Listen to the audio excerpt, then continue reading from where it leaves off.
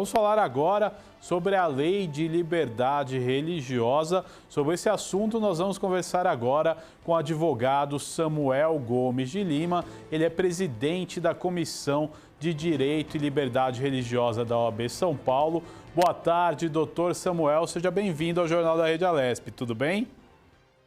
Boa tarde a todos aqueles que nos assistem. É um prazer estar aqui, muito honrado pelo convite.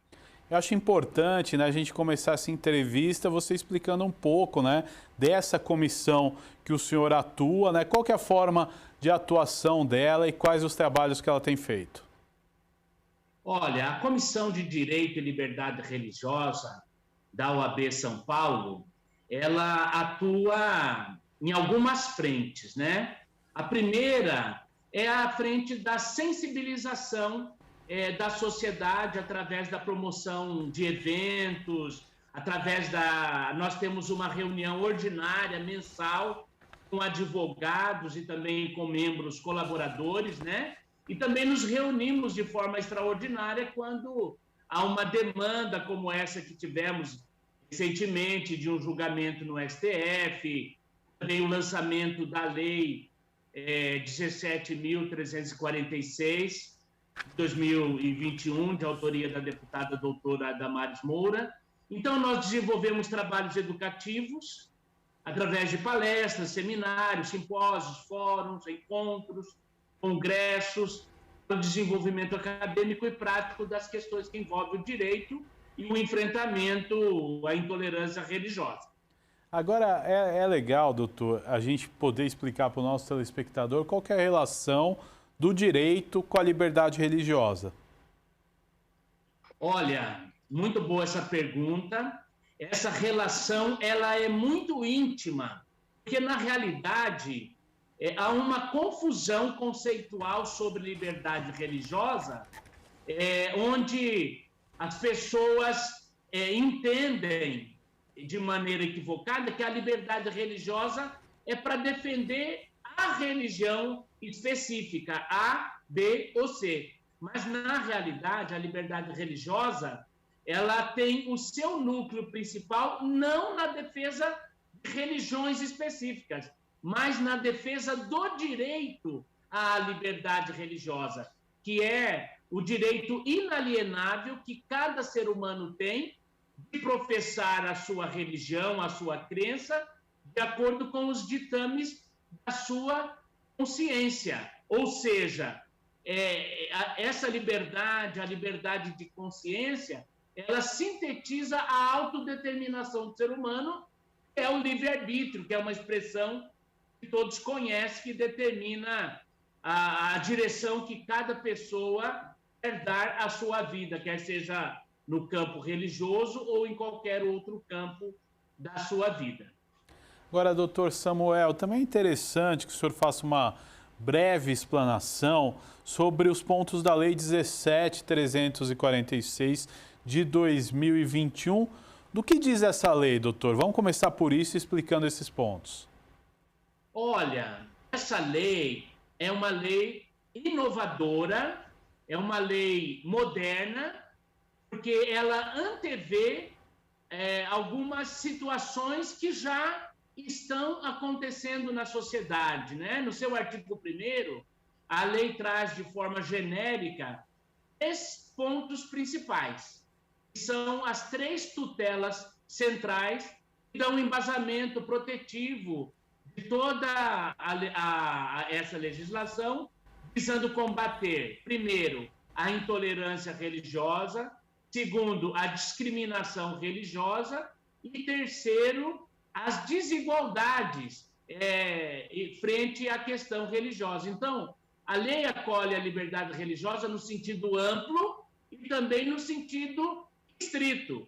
No sentido amplo, ela tutela a liberdade religiosa em todas as suas vertentes. A gente encontra essa proteção já no parágrafo único do artigo 1º.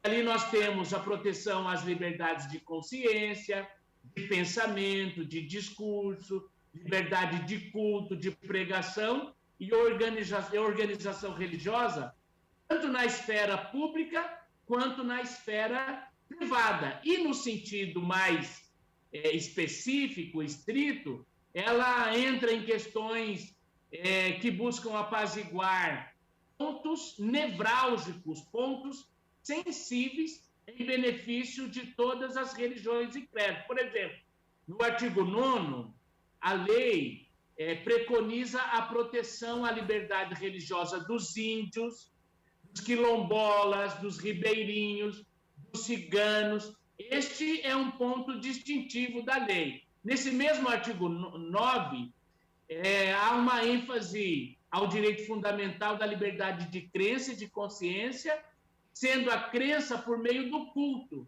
tendo até dias específicos de culto, fazendo uma tutela de universalidade, não só para as maiorias, alcançando os dias santos, por exemplo, o domingo dos católicos, a sexta-feira dos muçulmanos, o sábado dos judeus e das religiões cristãs que guardam esse dia, e também as religiões de matrizes africanas, que têm dias diferenciados de veneração de suas entidades sagradas também. Há outros pontos, mas eu acho que esses são preponderantes. Agora, doutor, é uma questão que é importante, eu acho que a gente tem que trazer ela para a discussão, quais os prejuízos para a sociedade que a intolerância religiosa traz e como a gente pode fazer para combatê-la, como essa lei vem para ajudar também.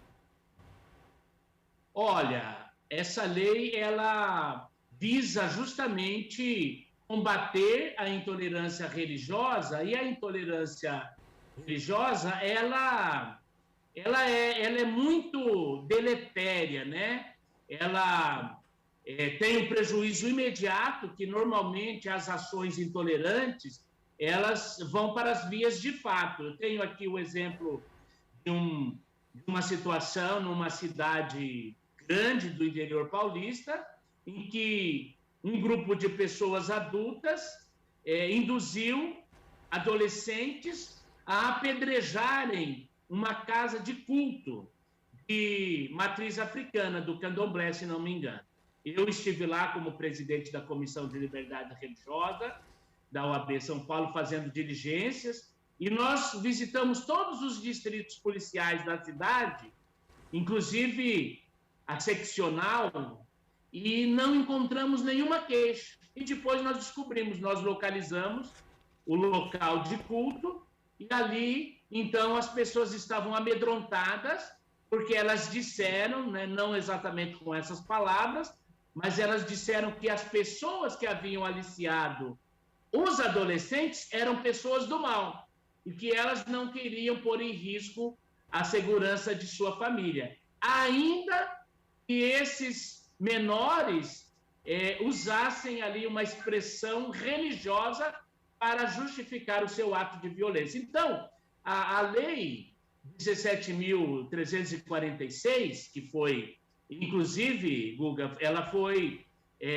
sancionada exatamente há um mês. Hoje, faz um mês que a lei foi sancionada, e ela também prevê sanções administrativas, tanto para pessoas físicas como para pessoas jurídicas, quando há uma infração ou um ato de intolerância como esse. Isso é localizado e os seus agentes, então, são penalizados. Agora, doutor Samuel Gomes, outra questão interessante, né, é as ações do Estado aí de liberdade religiosa implementadas na Lei de Diretrizes do Ensino Público e Privado. Como que a educação ela pode contribuir aí para que nós tenhamos menos intolerância religiosa? Olha, a educação é a base de tudo. E com a liberdade religiosa não poderia ser diferente.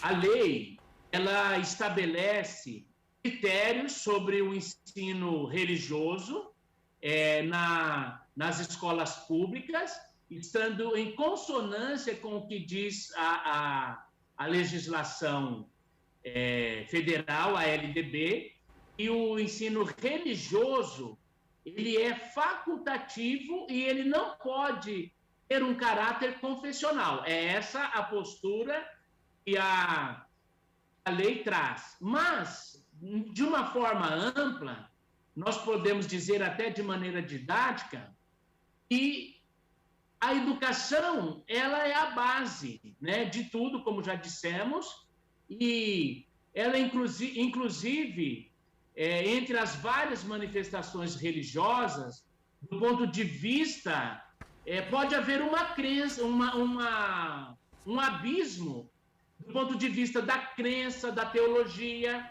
Todavia, se pudéssemos construir uma ponte sobre esse abismo, porque há determinadas visões religiosas, elas têm diferenças estruturais, elas têm diferenças de conceitos, de teologia. Então, há um abismo nesse sentido. Mas se nós pudéssemos construir uma ponte sobre esse abismo, o nome dessa ponte seria respeito. Olha, há alguns anos, a OAB fez uma campanha que se baseava na seguinte frase: as religiões podem ser diferentes, mas o respeito tem que ser igual. Muitas ações intolerantes acontecem porque as pessoas não têm esse nível de compreensão. Daí a importância da educação. Tanto a educação regular, a escola, como nós dissemos há pouco, como aquela que prevê, né, a lei em geral, e a educação livre, realizada através de campanhas, por ONGs, por instrumentos do Poder Executivo, como o Fórum Interreligioso por uma Cultura de Paz e Liberdade de Crença, abrigado na Secretaria da Justiça do Executivo Paulista, ou mesmo um instrumento do Poder Legislativo, como a Frente Parlamentar, em defesa da liberdade religiosa, que realiza sistematicamente uma infinidade de eventos, agora na pandemia pela via virtual, mas já chegou a reunir muitas pessoas presencialmente nos seus eventos, aí nos espaços da Assembleia Legislativa. Então, todas essas ações de caráter educativo, visando sensibilizar a sociedade sobre a importância da defesa e promoção da liberdade religiosa para todos, elas são essenciais. Além disso, todas essas ações conjuntas visam a produção e implementação de políticas públicas, que é também um objetivo dessa lei. Em todos os níveis governamentais de educação tem liberdade religiosa. E nós tivemos, e eu gostaria de fazer aqui um destaque, a grata satisfação de saber que um centro universitário do estado de São Paulo, o UNASP, lançou recentemente uma pós-graduação lato sensu, um MBA, com foco em liderança e liberdade religiosa. Ações como essa e outras, uma da FAMBRAS, uma federação que congrega mais de uma centena de associações religiosas no Brasil, edita e publica uma revista, um gibi, distribuído gratuitamente, levando conteúdo educativo sobre liberdade religiosa.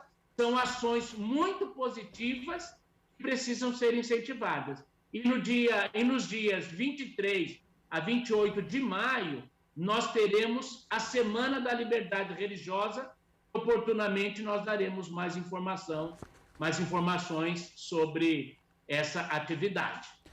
Doutor, eu quero agradecer muito a sua participação no Jornal da Rede Alesp de hoje. Até uma próxima oportunidade que a gente possa voltar aí a debater esse tema. Tá? Muito obrigado aí pela sua participação. Agradeço muito a oportunidade, estou à disposição para outras informações. Muito obrigado. Eu conversei aqui com o Dr. Samuel Gomes de Lima, ele é presidente da Comissão de Direito e Liberdade Religiosa da OAB São Paulo, no Jornal da Rede Alesp desta segunda-feira.